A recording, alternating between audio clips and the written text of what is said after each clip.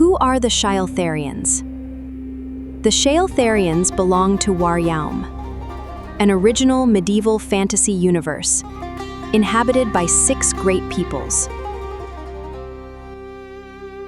To understand the Shael'Tharians, one must first abandon the idea that the desert is empty. To them, every dune conceals a road.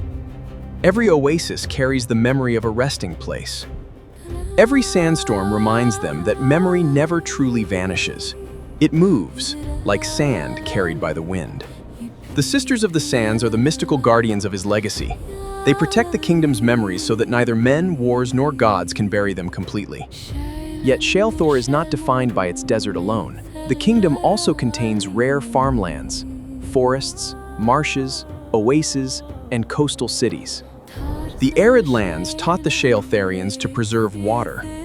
Long journeys taught them to conserve their strength. Their culture taught them to weigh every word. For in Shael'Thor, the spoken word is sacred. And when the horizon seems to offer no refuge, they continue walking. They have endured droughts, famines, epidemics, and plague. They did not become resilient by choice. They became resilient because their history never allowed them to be anything else. In a kingdom where survival depends upon others, a given word can be worth more than gold, binds a name, a family, and sometimes an entire bloodline. The elders preserve the stories, the children learn the paths, and every generation inherits the responsibility of protecting what the previous one managed to save. Some symbolically face the desert to earn recognition from their community. Others entrust their dead to the dunes, allowing the wind to carry their essence without erasing their memory. Shael'Tharian rituals belong to no civilization from our world. They were born within the lore of WARYAUME, in a fictional society where survival alone is not enough. One must also survive without breaking one's word, abandoning one's people, or betraying what earlier generations entrusted to the living.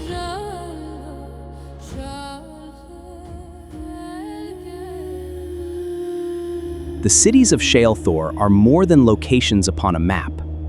Each one preserves the memory of an ordeal the kingdom might never have survived. Elvas remains the political and royal heart of Shael'Thor. Valgor, the city of 1,000 Veils, faces the sea. Its ships carry the kingdom's wealth, but also news, influences, and threats from other peoples. Brillendal endured the plague. Part of its population perished, yet the city refused to surrender itself to disease and death. Dreylorn is a coastal city built near the only forest where ethereal flowers grow. Their power can repel Argon's invocations. This protection made the city a target, and the god of darkness relentlessly sought to bring it down, time and again. Farther away, within the mines of Kaelar, Baal entered the sleep of men and breathed nightmares into their minds. Eldrastor was forced to build a temple dedicated to Argon, hoping to protect itself from his curses. Yet even this could not end the recurring assaults of his ghouls. The city also raised a temple to Zahraya, to escape the wrath of the goddess of fertility and the threat of famine. These temples do not mirror a people's faith. They also reveal their fears, their compromises, and everything they were prepared to surrender in order to survive. In Shael'Thor, a city is not built from stone alone. It is built from those who chose not to let it die.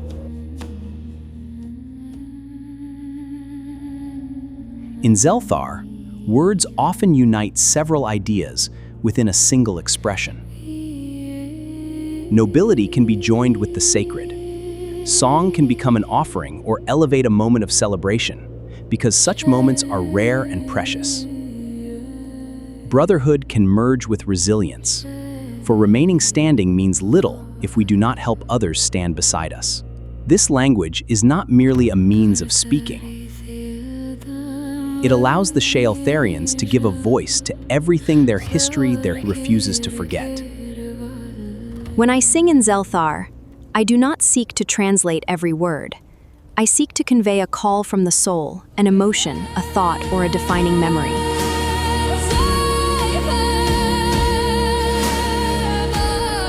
Every moment is unique. My videos give it a face, whether mystical, intimate, or festive, because a kingdom may lose its temples, its rulers, and even its gods. The heroes of Shael'Thor were not all born within its palaces. Some came from foreign lands. Others emerged from its oases, ships, mines, forests, or cities stricken by disease. Valgor brought part of the Novian legacy to the warriors of the desert. From that encounter came the Shael'ir, sacred riders who became protectors of the kingdom. Zahraya embodies another form of resistance, that of a city that still chooses to sing while ghouls gather before its walls. The Sisters of the Sands protect the memory of Kairos and the fragments of the past that no power should ever be allowed to erase. And somewhere within this history stands a foreign prince destined to restore a bond that mankind once broke. Their origins, their weapons, and their destinies may differ, but they all carry the same burden: to prevent Shael'Thor from disappearing beneath the wrath of the gods, or the ambitions, or the of envious rival kingdoms that covet its lands and riches. As long as it still possesses its songs, it has not entirely disappeared.